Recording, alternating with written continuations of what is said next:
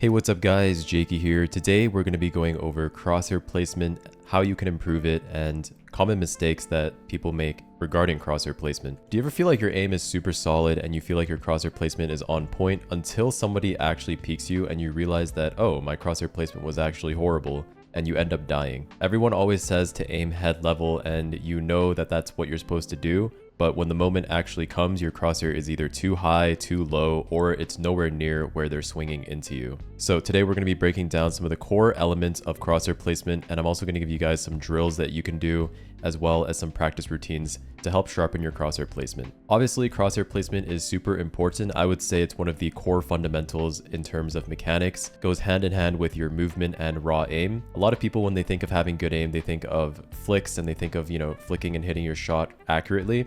And while that's an important part of having good mechanics and good aim, I would actually say that the fundamental is actually crosshair placement, and that's what's going to be securing your kills 90% of the time. So if you're completely unfamiliar with crosshair placement, basically what it is just aiming head level and aiming where somebody is going to be peeking into your crosshair. And you've probably heard this time and time again. Everyone always says to aim at head level, but nobody really explains how to consistently aim at head level. Head level can change depending on distance to the target, as well as the enemy's elevation, your own elevation, and your own positioning as well. So when people say aim head level, it's very vague, and they don't really explain that head level actually changes depending on how you're holding the angle. For example, if I'm standing down here, head level is very different than if I'm standing up on this staircase, right? Because of the elevation change. So one thing you can actually use to help you determine head level, no matter where you are, is actually environmental markings on the map. What I mean by this is, for example, this line right here, the bottom of this line is roughly head level. And so I would just use this as a marker for where I should put my crosshair, regardless of what elevation I'm on. Other markers are all around the map as well. For example, some of these lines on Gen right here determine where head level is. So right around here is going to be head level, right on this line. And so once you play the maps enough, you're going to start to notice these different environmental markings that you can actually use as a guide to put your crosshair. And then obviously you don't want to be thinking about this 24/7. And once you actually get used to it and you're used to putting your crosshair on these markings, it kind of just becomes like a subconscious thing that you do, and you really don't even actively think about it. It's just something that's in the back of your head. So one exercise that I would highly recommend you do if you need help practicing this is literally just do what I'm doing right now, load into a custom game and start walking around the map, making sure that you're trying to put your crosshair on head level and taking note of any environmental markings that you can use as sort of a reference point. The second point, which I believe is extremely important for crosshair placement, is having good visualization. So what I mean by visualization is the ability to imagine an enemy standing somewhere. For example, if I'm playing back dice and I'm swinging into this A main angle, before I even swing, I want to imagine in my head that there's an enemy standing here and visualizing myself killing him on this angle. Visualization is an extremely important part of crosshair placement, and just being able to imagine an enemy and how a fight is going to play out is hugely beneficial to you, because it sort of prepares your brain to take that duel, right? There might not even be anybody here, but the fact that I'm visualizing this fight and preparing myself just makes it so that I'm ready to take this engagement even if there's no one here. So that's a huge part of visualization, and some people are just better at visualizing things than other people. I think there's like a scientific word for it. Hold on. Okay, yeah, it's called aphantasia.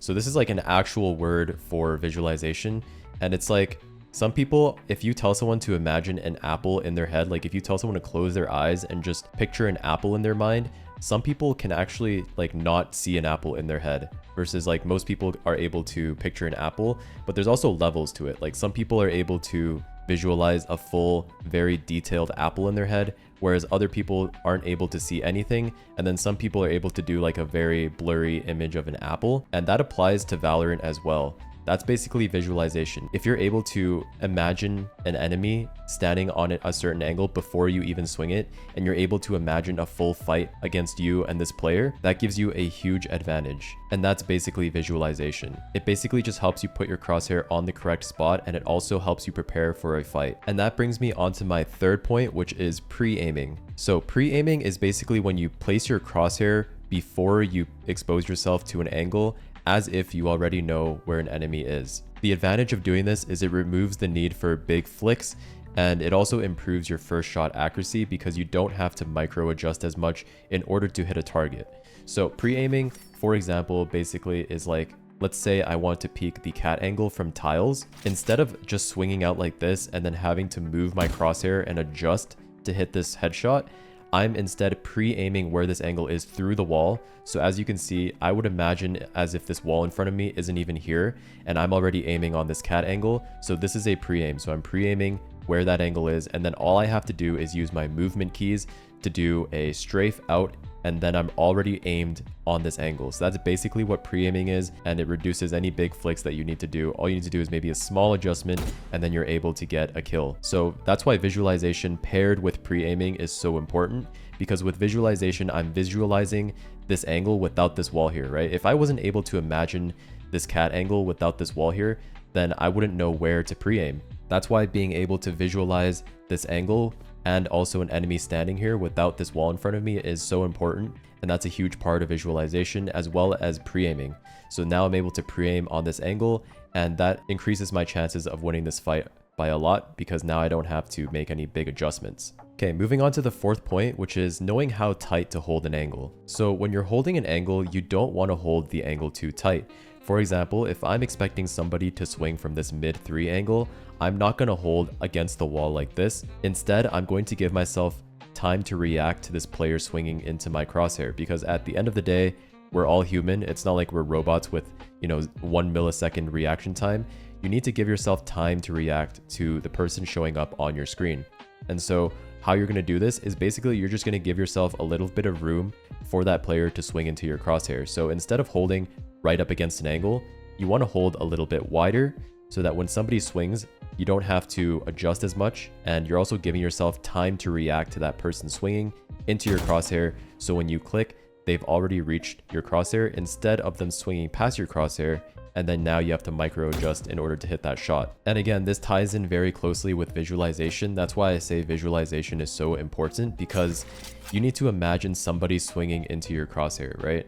Like, you need to think about, if somebody's going to swing this angle, what are they going to look like swinging into my crosshair? Are they going to swing really tight like this, or are they going to swing out to around here? That's sort of the idea of being able to visualize somebody swinging into your crosshair, and that's why that helps so much with pre-aiming and also giving yourself enough time to react. So obviously this varies on the scenario. Like, sometimes you do want to hold tight depending on the situation. So it really depends on the situation, but just knowing how wide to hold your crosshair can really help you improve your crosshair placement. All right, guys, moving on to the last point is going to be micro adjustments and just having good raw aim. So obviously nobody is going to have perfect crosshair placement all of the time, even pro players. But what separates a high elo player from a low elo player is how quickly and how accurately they can micro adjust their crosshair once the fight starts. So when somebody is swinging into you, a lot of mistakes that players will make is they will either overflick, which means that they will adjust too much and then end up shooting way past where the player is swinging into, or they will underflick,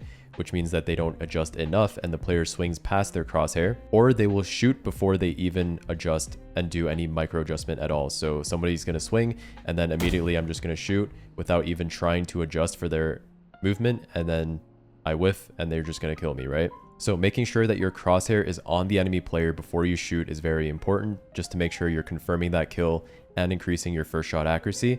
When somebody's swinging into an angle, if you're holding your crosshair at the optimum distance from the angle, then ideally they're just swinging into your crosshair and you're getting a free kill. But sometimes they either will swing too shallow or they'll swing wider than how you're holding, and you're gonna have to do a micro adjustment in order to secure that kill. If you want to improve your micro adjustments, I highly recommend watching my aim routine video, which I will leave in the description below. But some basic exercises that you can use is just the hard bots in range, and also just practicing flicking the bots in range and making sure that you're focusing on accuracy rather than speed. So making sure that every shot is a headshot, and that will help you practice putting your crosshair on a bot's head and making sure that it's a secured kill before you actually shoot. But yeah, that's pretty much it, guys. That is how you can master your crosshair placement in Valorant. I hope this video helps you out, and if it did, make sure you leave a like, comment, and subscribe, and I will see you in the next one. Peace.